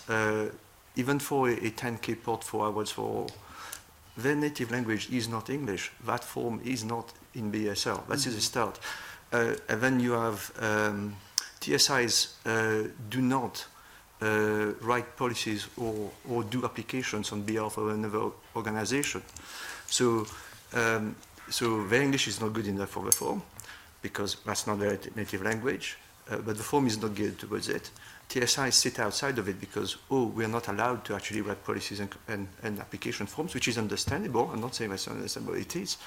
So they're left out of it. So it's the same thing for the Arabic Society. They don't have a corporate governance that allows them to get into capacity building for some TSIs. Hence, they don't pass health checks. Hence, they are left outside of the equality and human rights budgeting. They do so much work at any time of day or night in terms of actually getting people to actually access any degree of health or education or anything, you name it, emergencies, hate crime, but they are not part of the picture. They're not accounted for. The service they deliver to people is outside of the account books. They're not there. So yes, they don't access the funds, and their work is not valued as well. So it's just, it's two sides of it.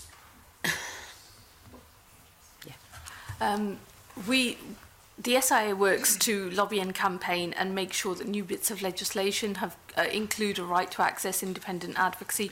But the flip side of that for our members is that they can't access funding if they're providing a function that's a legal right in legislation. They can't access funding from third sector funders.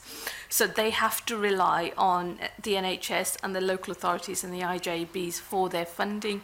And those are the very same organisations that have seen the shrinkage in their funding.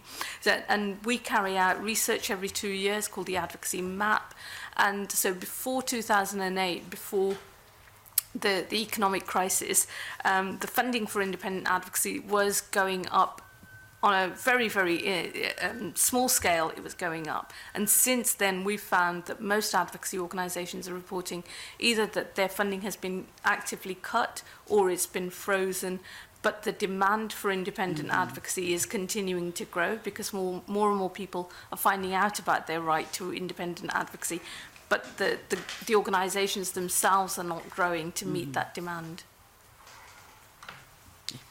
I suppose I'd like to come in here with a bit of a solution actually to this issue, because I think, you know, it's becoming such a bit of the narrative, this, you know, trying to do the same with shrinking resources, that it's almost becoming sort of meaningless. I think one of those meaningless phrases that we use so often. And I think this is one of the reasons why in our submission we made great reference to human rights budget work, and we're partnering with the Scottish Human Rights Commission and others, University of Glasgow and GCU, on a really, you know, really interesting and potentially game-changing piece of work here. Because what it's doing is it's challenging trying to just apply the same system with this shrinking pot of money effectively. It's a paradigm shift thing. So it's, you know, it's basically taking, and I think again Paul and SCVO touched on this in the previous session.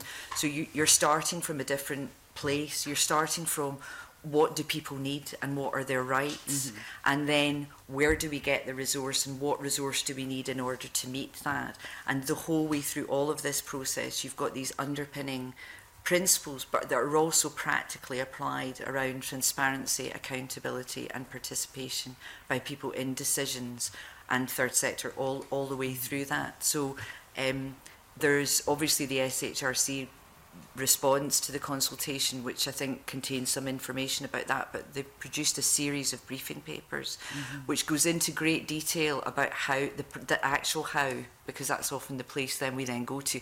Great, sounds great on paper, but how do we actually do it? There is a how of how we actually do that. It's just really now's the time in Scotland for us to actually do that. I think we've reached that point. Okay, thank you very much. Mary Fee. Thank you, Convener, and good morning, panel. I want to look in a bit more detail at the split in funding that your organisations receive.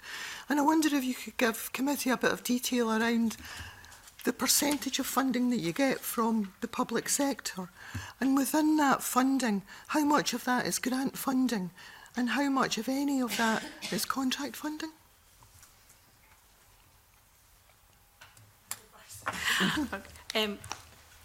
I would say 60% is funded for us through the CYP FEIF fund for children and young people.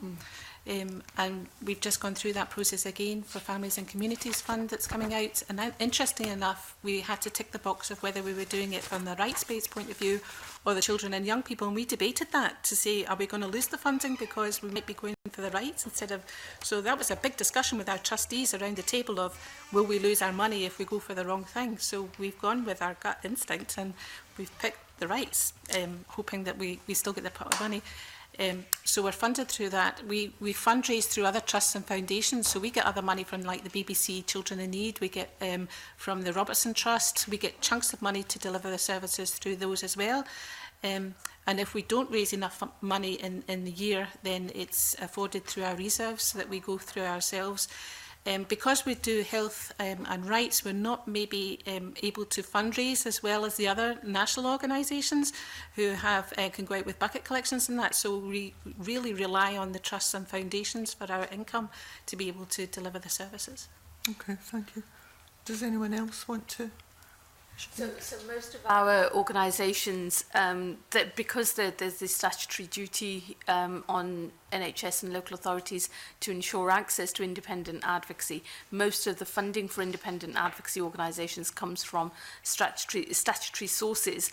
And most of that is just on a 3-year cycle of funding. So contracts are tendered out and organisations need to compete against each other to win those contracts. And as the previous panel spoke about the fact that it's usually just a 3-year cycle, for some of our members, they only find out about their funding on a yearly basis, so that they're constantly in that cycle of trying to source funding. So most of our organisations have got a contract to deliver the independent advocacy in that organisation, and one of so I suppose this is a contradiction in terms of independent advocacy organisations. Their whole purpose is to hold decision makers to account, and when they do that, they inevitably annoy decision makers, and so you'll have the situation where they're holding local authority and NHS and IJBs to account, and difficult decisions are made about some of the services that are provided, and so quite often people are denied funding, and so advocacy organisations might be taking action on behalf of groups of people or groups of individuals. And so then the 3 years of funding comes to an end, and we've got evidence to show that some of our members have suffered the repercussions of holding decision makers to account and speaking truth to power because they've lost their funding and they've lost those contracts.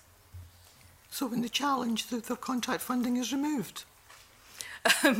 Well, ideally, I would like there to not be that connection between holding those people to account, and those are the very same people who are making decisions about those contracts and renewing those contracts in the future.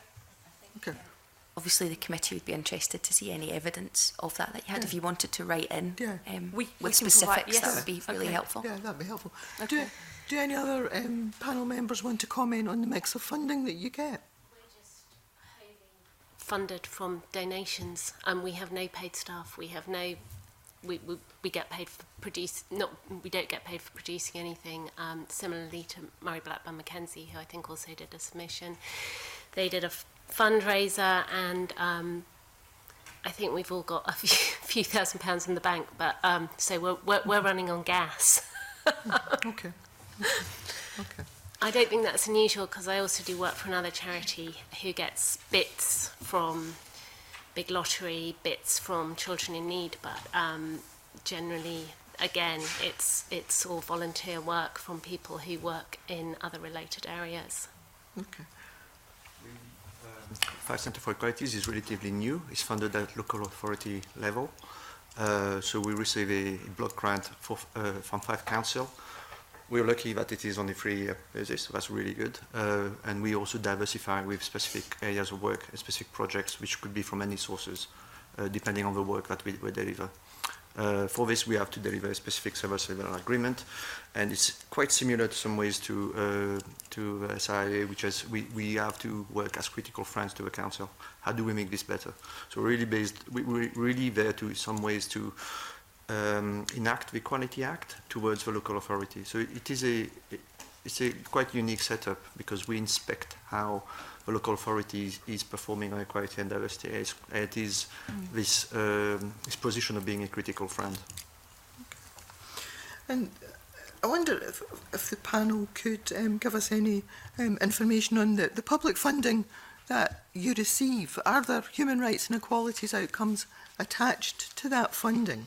And if there are, does that make it easier for you, or does it make it harder for you to do the job? I can answer that. So the Alliance is a national intermediary. We're funded by under a strategic partnership agreement with the Scottish Government. We have a separate contract with Glasgow Health and Social Care Partnership for the delivery of the Links Worker programme, but I won't really go into that. And our agreement for the Scottish Government grant is governed by an outcomes model, so it's outcomes focused. And within that, the outcomes are basically aligned to our organisational vision, mission and aims, which are, on our website, and I could have, of course, recite them off heart for you, but I won't. But they're very much, they have, human rights, they're explicitly in them. It's about putting the voice of people front and centre to ensure that policy and practice is built around people and their rights and needs, rather than sort of extraneous to them. So, we found working in partnership, and as Elric says, a critical friend to government, has been incredibly fruitful and valuable. And it's enabled us to, for example, play a very active role in some human rights initiatives in Scotland. We co-convene the Health and Social Care Action Group of Scotland's National Action Plan for Human Rights.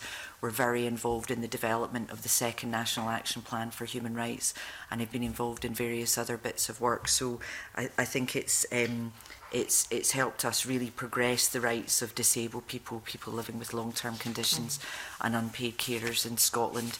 Without that funding, we wouldn't have been able to do that work. And I think as a consequence of the work that we've done, we've really, without blowing our own trumpet, I will blow our trumpet, I think we've really done a lot of work to advance the rights of people in Scotland, particularly the stakeholder groups that we particularly work with, and our members, and the important role that our third sector members and partners play in doing that as well. Okay, that's very helpful, thank you. I wonder if I could start my next question by reading out a quote from For Women Scotland's evidence, and I'll come to Susan directly for a response before I open up to the rest of the panel. Because For Women Scotland, part of your submission, you stated that the Scottish Government does not provide funding for any groups who represent women based on the protected characteristic of sex. And while I don't want to open up this discussion into the wider discussion around gender, do you have any examples of organisations applying for public funding and being denied on that specific ground? No, because I think this has only come up in the last couple of years. I mean, if we go back 2 years to Engender's report, they were still talking about collecting data, for example, on the basis of sex, and talking about the importance of sex sex as an analytical tool in measuring discrimination. And this seems to have changed just in the last year or so, and nobody's quite sure how it happened.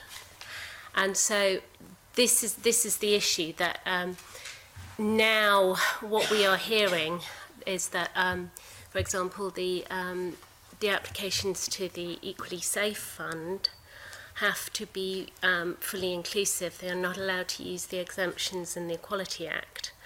So so I suppose that might be an issue there with some evidence. It's not happening on the ground, because on the ground people are using their own discretion, but it's something that certainly seems to have come into a lot of organisational structures, that they are now saying, and Gender are now saying it.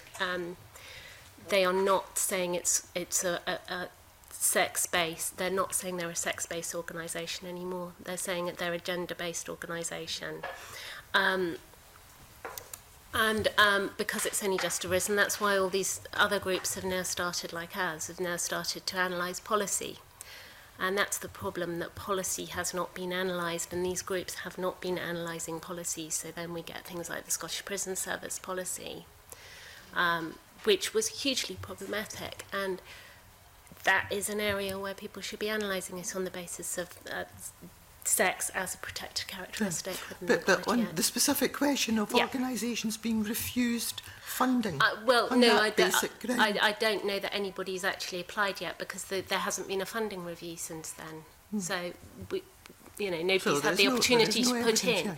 Well, because it's only just happened, so it's only just something where all these organisations have changed policy. So until we get the next funding round, we're not going to know whether that's true or not. Okay. Do any other panel members have any comments? Angela had a supplementary on that. And it is just one brief supplementary, convener.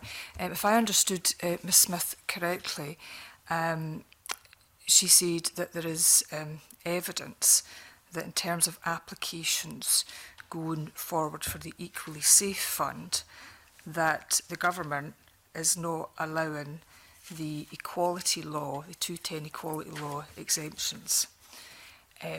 It would be my understanding that no government can ask anybody to step out with the law.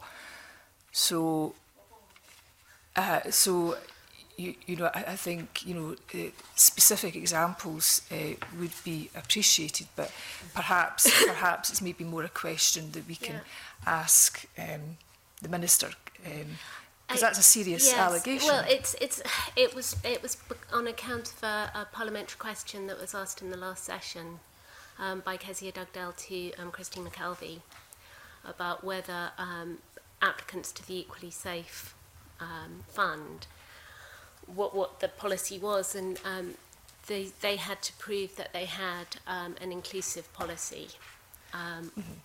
But Ms Smith, you said the government was not allowing organisations to apply equalities legislation. Well, and I suppose what I'm testing is that governments aren't able to step out with the law. But if you don't let groups use that provision, domestic violence charities use that provision by putting a restriction on saying they have to have a fully inclusive, well, not a fully inclusive, but they have to have an inclusive policy. They can't then apply to that fund if they are a single-sex organisation. Again, we'll pick up with the Minister, but as we've seen in recent events this week, no government is above the law. I mean, it may just be a misapprehension, but that was the answer that was given with regard to that fund. I think, I mean, as I said at the beginning, I'm quite keen to keep us focused on budget. I think it's a really important topic, and there's obviously, we can look at the question, we can pick it up with the Minister, and we can look at the application to see that there. Mary, had you finished your line of questioning? Okay. Jamie Green, please. Moving on nicely. So I'm quite keen to explore some other areas, and I want to take maybe just a step back. I think there are lots of very specific issues that affect different aspects of the voluntary third and charitable sectors.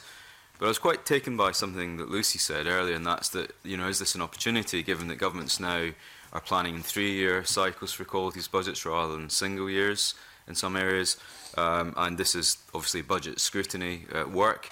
If there's an opportunity for the Parliament and committees to take a fresh look at how the government funds the third sector, you're clearly being asked to do more for less as a theme that comes up.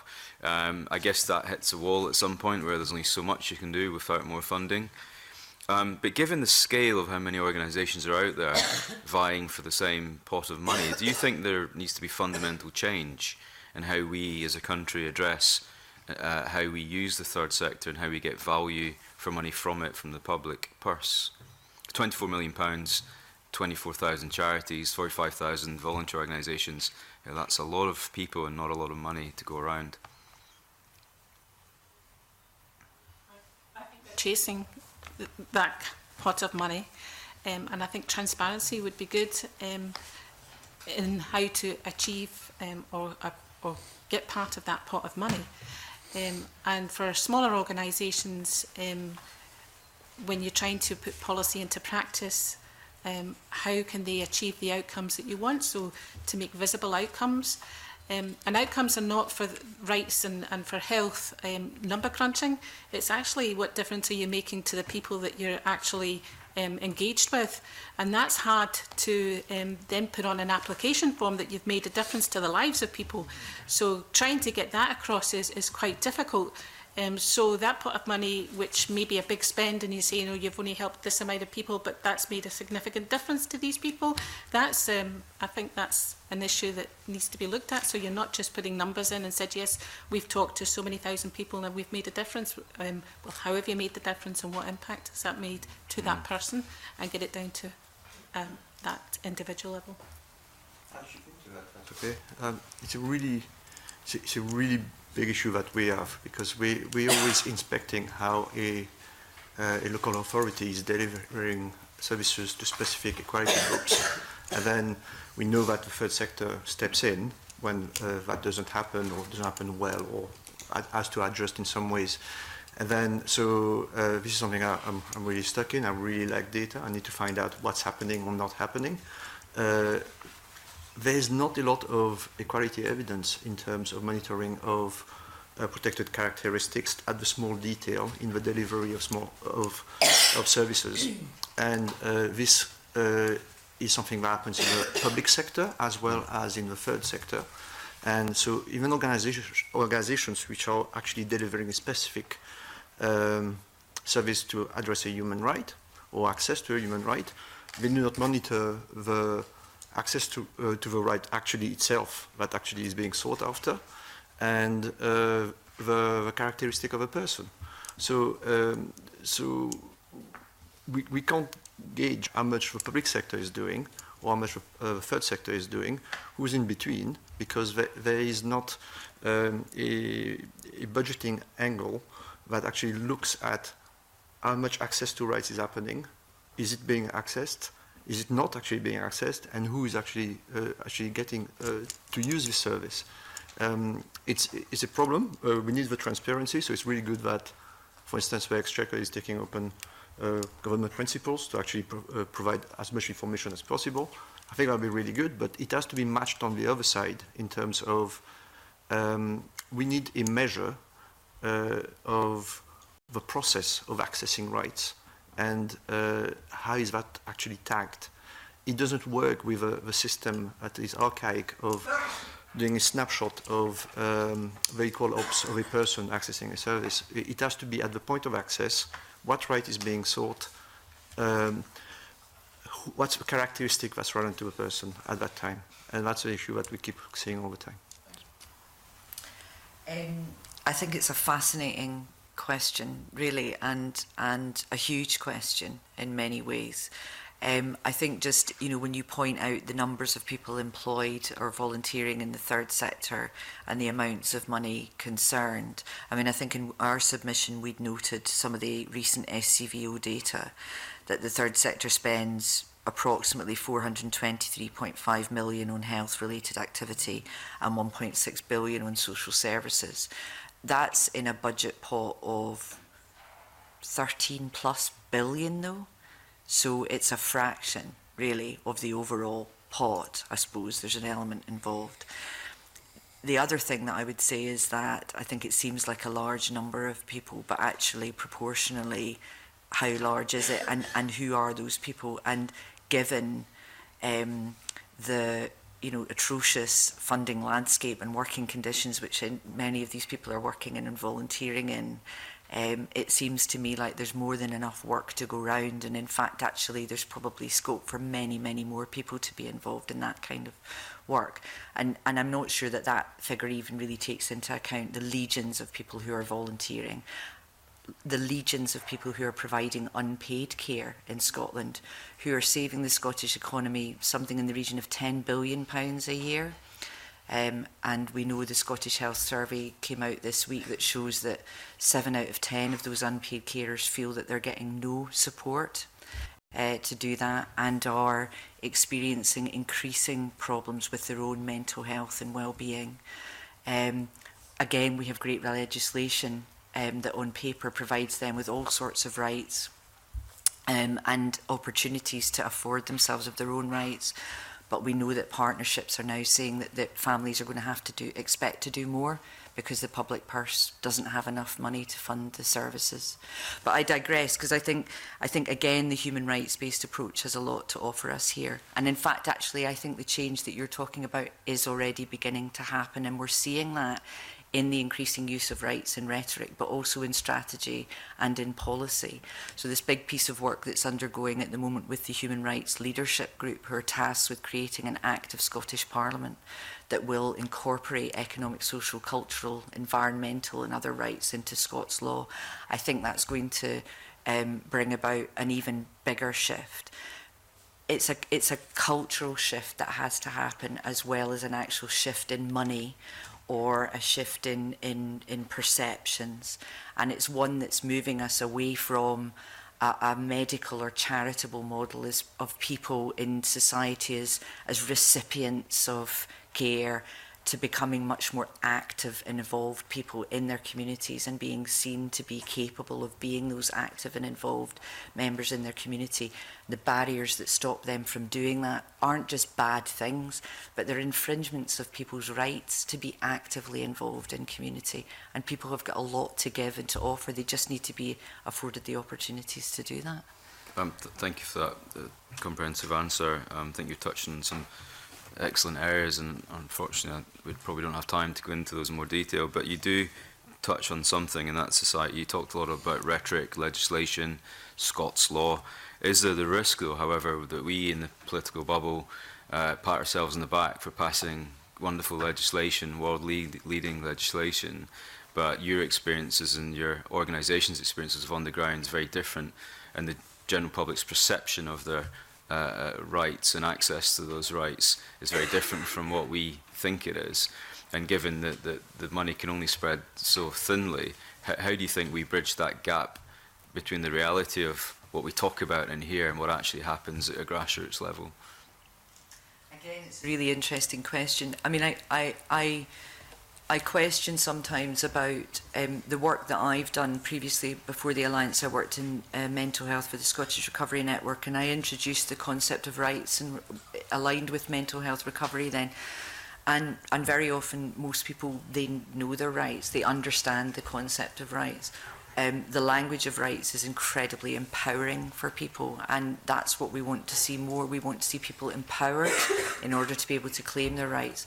The problem with the implementation gap is around the accountability piece, I think, and what there needs to be is a corresponding movement to enable duty bearers, public bodies and others to understand what their roles and responsibilities are in order to help people fulfil and realise their own rights. So I think it's not just about public perception. It's about the role and duties of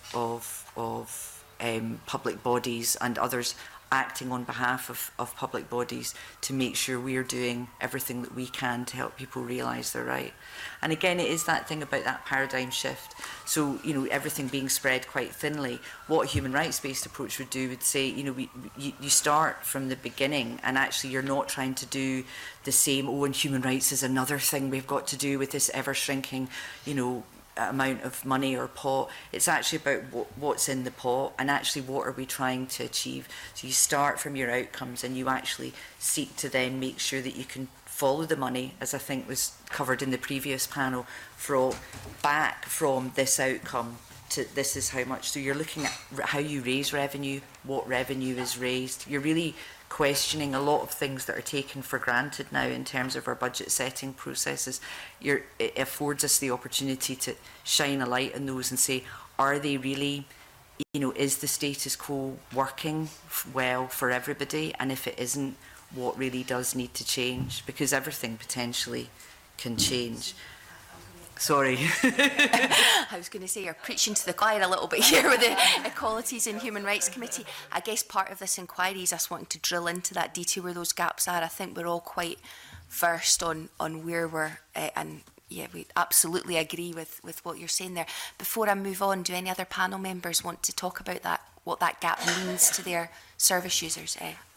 Okay, just it's interesting because I think that in Scotland we're quite fortunate that we are at least talking about human rights and people being aware about their rights. And I think a piece of work that I was involved with last year, just to contradict you, Lucy, just a little bit, so the Chief Medical Officer had a citizens' jury last year that was asking a randomly selected panel of the public some questions about health and access to health, and the recommendations that the citizens' jury made.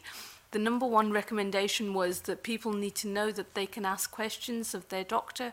And I think that, you know, that shows the huge gap between the policy and the legislation, some of which is excellent, and the gap that in terms of the awareness of the public. So I would say that there are some people who do know a lot about their rights because they've made it their job to know their rights, because they have to know their rights. And then there's a significant proportion of the population that doesn't know what their rights are and what they're entitled to. And then when you've got people who have intersectional identities and identities that are marginalised and face further discrimination, those are the groups where I think a human rights-based approach would be most beneficial, because I think a human rights-based approach would capture those groups and would enable us to have systems that met the needs of the most discriminated and most marginalised, and enable us to have a system that meets everybody's needs, not just the needs of people like us, who are articulate, who've got sharp elbows, who know the system and can navigate it quite easily. I'm sorry, I'm going to move us along a little bit here. I'm conscious there's colleagues that haven't come in yet. Fulton McGregor. Good morning, panel. If you were in for the previous session, it's just a follow-on question from that. And I know that it's already come up in your previous answers because it is such a massive part of the landscape. But I wanted to ask the panel's opinion if you think that the partnership between the third sector and local authorities is one that works. And your own experience for your own organisations. I think it varies. We've got members who work really, really well with all the statutory bodies in their area. So they might be members of the Adult Support and Protection Committees and are there in terms of safeguarding adults and are involved in all sorts of different mechanisms. And then, but I suppose it feeds back to the point I made earlier on about holding decision makers to account and how that creates a certain tension in relationships. And I think in terms of the world of independent advocacy, there needs to be a little bit of tension. You know, if I'm an independent advocate holding other people to account, there's bound to be some tension. But there's nothing that says that it has to be acrimonious and completely difficult where those relationships break down. So I think it depends on different parts of the country. Unfortunately, it depends on individuals on both sides, building those relationships and recognising the importance of having collegiate relationships where people are able to recognise that organisations have got different roles, and holding to account is a really, really important part of that, an important part of having a transparent, open democracy as well. Honestly, going to local authorities is not something that Children's Health Scotland has thought about. I certainly will be thinking about it going forward.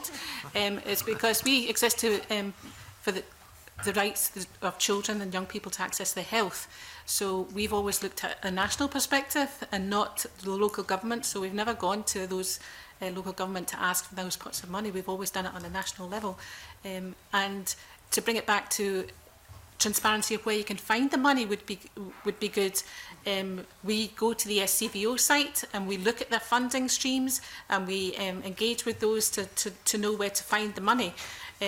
Because we're delivering services on the ground, we don't have an awful lot of time to do that. So somewhere where we can engage or find the streams that are available would be good, but we hadn't thought about local authorities.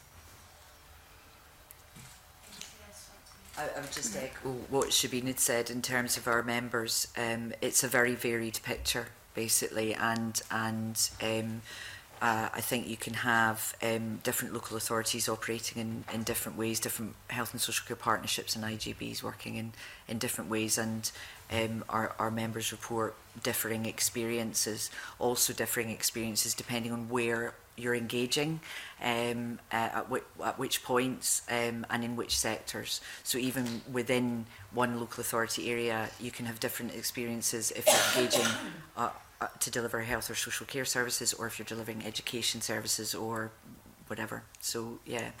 So I was going to ask you specifically, Lucy, about the IGBs, because I know it came up in the line of questioning in the last panel as well, and just if you've got any views on what works and what can be more problematic when third sector organisations, and I mentioned drug and alcohol services in the last one, you don't need to use that specific example, but how things can be improved and what already works when they're dealing with IGBs.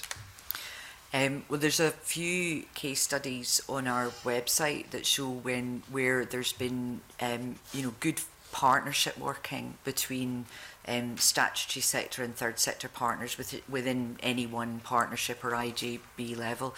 And I think it's safe to say that, again, kind of bringing it back to the equalities and sort of human rights field, it works well when there's elements of human rights based approach in that. So if there's free, meaningful and active participation in decision making about what that piece of work is going to look like, and people feel like and have got an equal seat at the table, for example, and various transparency and accountability and so on across that sort of piece. But I think it's safe to say it's a very mixed picture. We welcomed the recent report and recommendations by the Ministerial Strategic Group looking at the review of integration, and there are recommendations in place in that to which chief officers and others within the partnerships are working towards in partnership with third sector and other partners, people delivering services from the independent sector as well. So I'd recommend that. And we did a very interesting piece of research, a small-scale piece of qualitative research with some of our statutory sector partners, completely anonymised. And one of the things we saw in that was that there's a very mixed perception and actually still, unfortunately, some continuing misunderstandings about what the role is of the third sector in the health and social care integration piece. So there's obviously a bit of work needing to be done there about really making sure that there's that the role and the value that the third sector brings is kind of well recognised and well understood across everybody working at all levels in the statutory sector side of integration, because it's everybody's business. Okay, thank you. That's clear. Okay, Beatrice. Yeah. Thanks, Convener. Morning, panel. This is actually a question that was asked at the previous panel as well.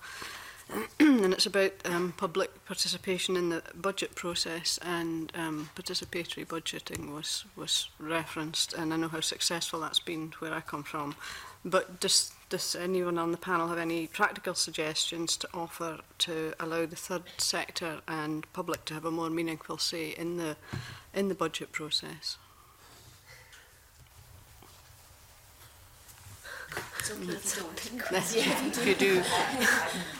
I would just plugging one of my members, I would say that the provision of independent advocacy services in order to, but in all seriousness, I think, the how is, there's very many ways of facilitating the how to ensure that people from seldom heard communities, for example, the hardly reached, which includes the protected characteristic groups, but obviously goes beyond that as well, ways to support that engagement in decision making, and independent advocacy plays a huge part in that, but there are other means of supported decision making that could be used.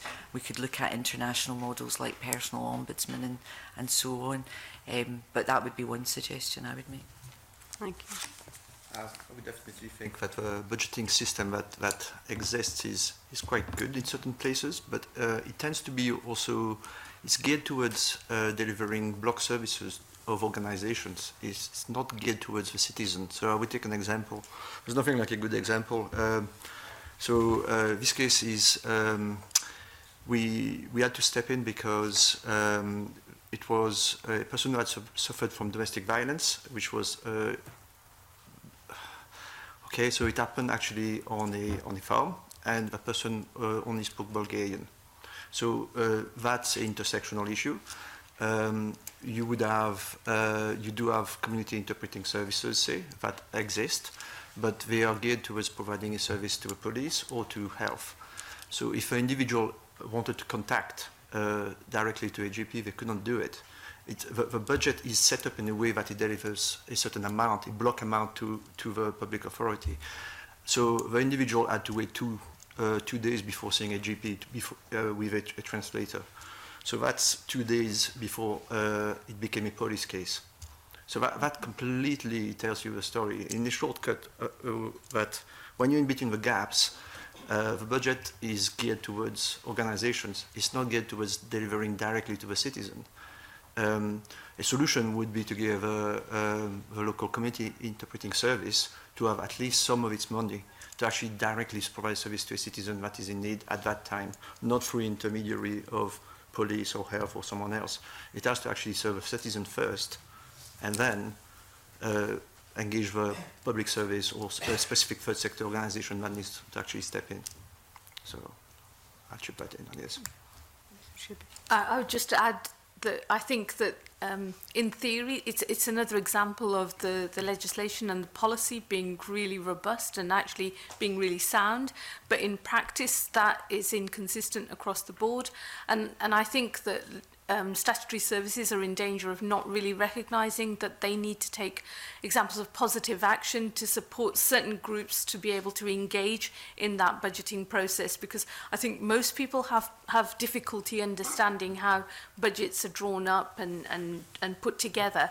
But if we want the people who are going to benefit from those budgets to be able to influence them, then we need to make systems that are accessible and easy for people to understand. And I'm just talking about kind of really basic plain English rather than, taking huge steps to be inclusive. I think those are really, really important, but that would be a first step, would be to make things more plain English and easier to understand. And I think that Lucy's point about those taking additional steps to reach hard to reach groups, and so I would be one of those, as an Asian woman, I think I would be seen as one of the groups that's hard to reach, but actually we're not that hard to reach. I know lots of Asian women who are very, very opinionated, who are very well informed and knowledgeable, and actually we just want to weigh in to be able to influence those systems, because those systems are not accessible to members of the general public, even if they are articulate and know what they're talking about.